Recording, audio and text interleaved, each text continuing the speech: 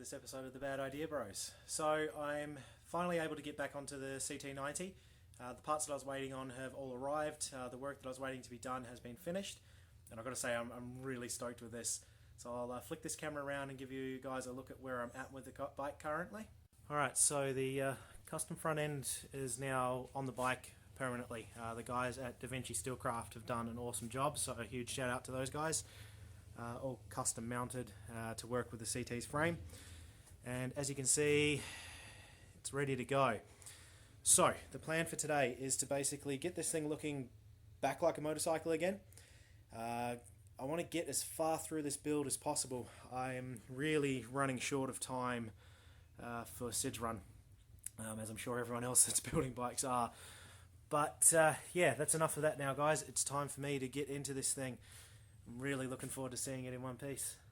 Alrighty, so the very first part of this build is to get the center stand back on so that this bike can support its own weight.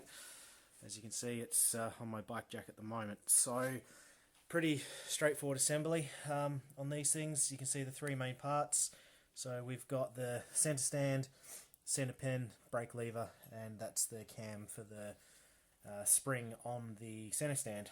And they all go in this hole here. So I've got a little bit of thread lock because there is one retaining nut to go on this thing. I bought some new hardware, so new springs and such for this. And it should just be a case of greasing up that center spline or shaft, whatever you wish to call it, and it should all go back together easily. So here's hoping.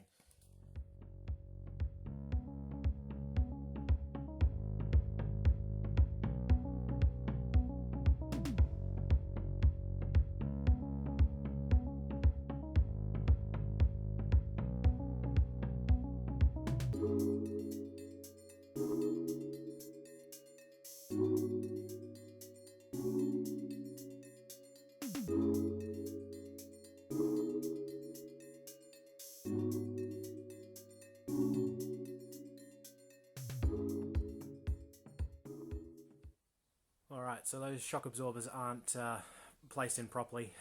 You can see that the front are gold, the rear are silver. They're actually original Keyway items. I'm hoping to be able to get them colour matched, so fingers crossed for that.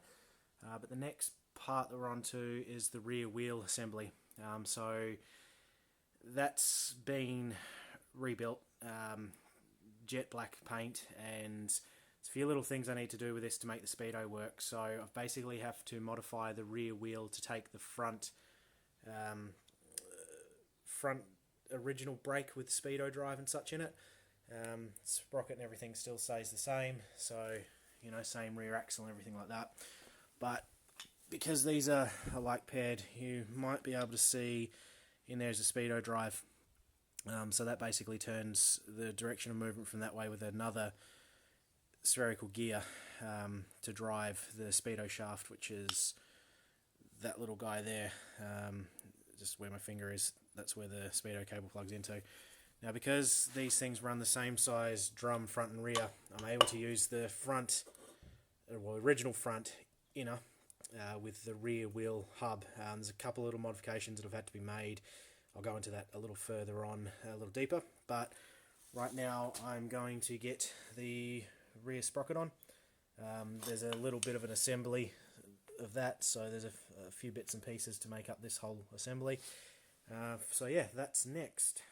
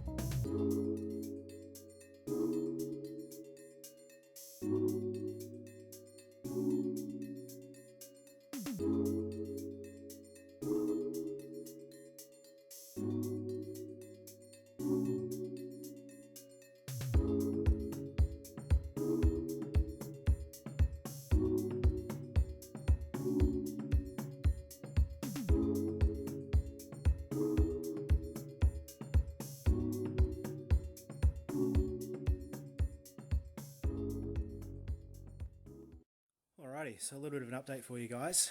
I've got the brake assembly on and sprung, center stand, same thing, you can see the new hardware on there. Swing arm is fitted, tensioned, everything's right. The rear wheel, axle, suspension, those components are just set there at the moment, they're not on correctly, it's just purely to keep the bike up.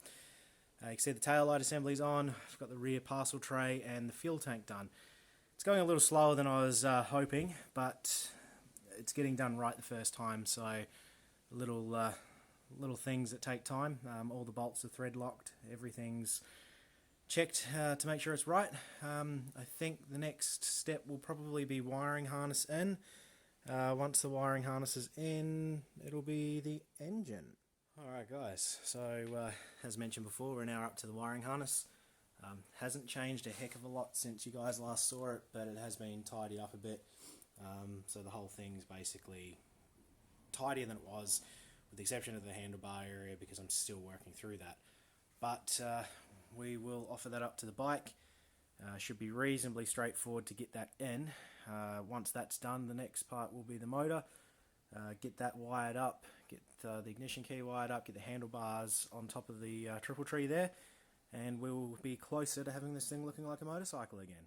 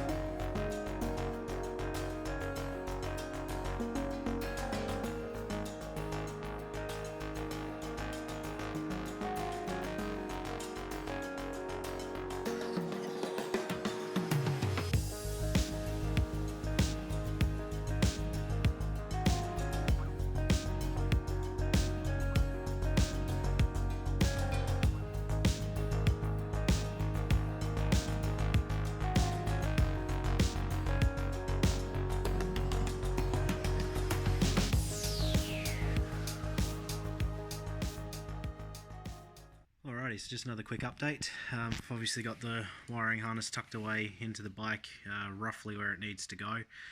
I'm not 100% sure yet because we've still got the motor to put in, but it's basically there. Hopefully I've done this thing right. Well guys, it's time for the motor to go in. So hopefully it should just slot into its home there nicely. I've got the two mounting bolts which should take it. Second one's just out of view behind the spring there, just in this guy here. Yeah, exciting times, getting closer.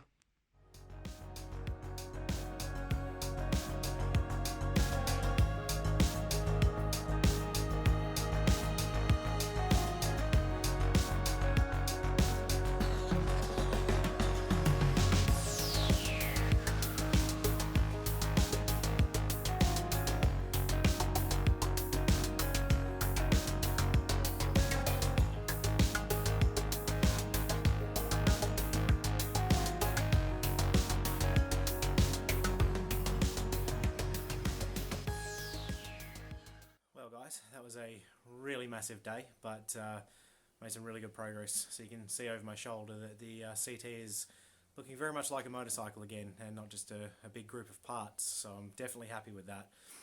There's still a few other things I would have liked to have gotten done today, but I have just run out of time. There's nothing else I can fit in, unfortunately. So that is where I'll end the episode today. I hope you guys have enjoyed seeing my journey of fixing this little thing. Schedule's getting very short.